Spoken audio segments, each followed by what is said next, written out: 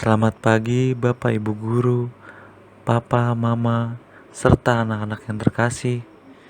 Pada pagi hari ini, kita akan mendengarkan sabda Tuhan dan renungannya. Sebelum kita mendengarkan sabda Tuhan, marilah kita siapkan hati kita untuk berdoa. Marilah kita berdoa. Tuhan beserta kita sekarang dan selama-lamanya. Dalam nama Bapa dan Putra dan Roh Kudus. Amin. Selamat pagi ya Bapa, selamat pagi Bunda Maria, selamat pagi Roh Kudus.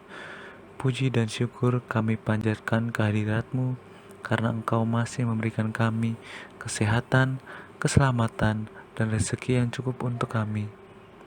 Ya Bapa, sebentar lagi kami ingin mendengarkan sabda-Mu. Berkatilah kami, semoga kami dapat mendengarkannya dengan hati dan juga kami bisa menerapkannya dalam kehidupan kami sehari-hari. Santa Maria della Strada, doakanlah kami. Amin. Dalam nama Bapa dan Putra dan Roh Kudus. Amin. Bacaan pada pagi hari ini diambil dari Injil Matius 9 ayat 9 sampai 13. Setelah Yesus pergi dari situ, ia melihat seorang yang bernama Matius duduk di rumah cukai. Lalu ia berkata kepadanya, "Ikutlah aku." Maka berdirilah Matius lalu mengikut dia. Kemudian ketika Yesus makan di rumah Matius, datanglah banyak pemungut cukai dan orang berdosa dan makan bersama-sama dengan dia dan murid-muridnya. Pada waktu orang Farisi melihat hal itu, berkatalah mereka kepada murid-murid Yesus, "Mengapa gurumu makan bersama-sama dengan pemungut cukai dan orang berdosa?" Yesus mendengarnya dan berkata, "Bukan orang sehat yang memerlukan tabib, tetapi orang sakit. Jadi, pergilah dan pelajarilah arti firman ini. Yang ku kehendaki ialah belas kasihan dan bukan persembahan. Karena aku datang bukan untuk memanggil orang benar, melainkan orang berdosa." Demikianlah Injil Tuhan. Terpujilah Kristus. Bapak dan Ibu Guru, serta anak-anak yang dikasihi Tuhan, hari ini kita merayakan pesta Santo Matius pengarang Injil. Ayahnya bernama Alpheus, ia sendiri pun disebut juga Levi.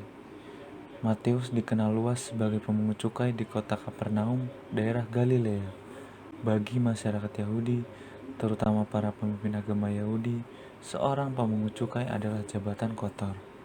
Konon, pemungut cukai dianggap sebagai pendosa yang disamakan dengan pembunuh, perampok, penjahat, dan sebagainya. Hal itu disebabkan karena pemungut cukai bekerja untuk orang-orang Romawi yang dianggap bangsa kafir. Meskipun di mata manusia, Matius dianggap sebagai orang yang kotor dan tidak punya harga diri, bagi Yesus, Matius mempunyai kelebihan. Maka Yesus kemudian memanggilnya, "Ikutilah aku." Yesus melihat dalam diri Matius ada kebaikan yang dapat diandalkan. Matius kemudian mengikuti Yesus. Ia meninggalkan seluruh hartanya yang banyak itu dan dengan rela memulai suatu hidup baru bersama Yesus dan murid-murid yang lain. Matius berani menunjukkan sikap tegas, sebuah sikap yang menunjukkan bahwa ia memiliki sifat-sifat kerajaan Allah, yaitu semangat untuk hidup miskin, pelayanan, cinta, dan iman kepercayaan akan Yesus. Dalam Injil yang kita dengar hari ini, Yesus memanggil Matius yang pernah dianggap negatif oleh masyarakat sekitar pada saat itu. Namun demikian, Yesus mau makan di rumahnya seorang pemungut cukai itu. Namun Yesus kemudian memanggilnya untuk menjadi muridnya. Kelak, Matius ini sangat antusias mewartakan kabar sukacita tentang Yesus.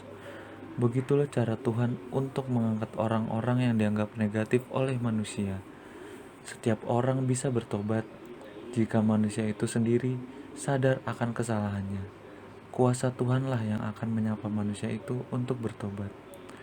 Pada pesta Santo Matius Rasul dan pengarang Injil hari ini, kita diajak untuk tidak mudah menghakimi orang lain bahwa mereka adalah orang berdosa, kotor, dan lain sebagainya.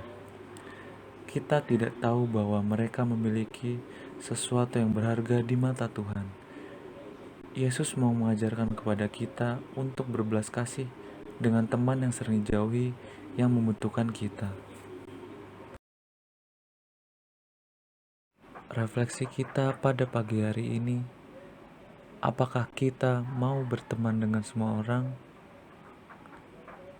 Apakah kita berbelas kasih dengan mereka dijauhi banyak orang? Anak-anak dapat menjawabnya dalam hati. Renungan kita pada pagi hari ini kita tutup dengan doa. Tuhan beserta kita sekarang dan selama-lamanya. Dalam nama Bapa dan Putra dan Roh Kudus. Amin. Bapa yang baik, Yesus sungguh sahabat yang baik.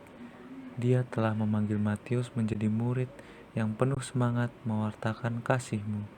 Kiranya kami pun dapat meneladani semangat Santo Matius untuk senantiasa mewartakan kasih Tuhan. Demi Kristus, Tuhan dan pengantara kami. Amin. Dalam nama Bapa dan Putra dan Roh Kudus. Amin. Terima kasih anak-anak sudah mendengarkan renungan pada pagi hari ini. Selamat melanjutkan aktivitas pada pagi hari ini. Tetap semangat. Salam sehat. Tuhan Yesus memberkati.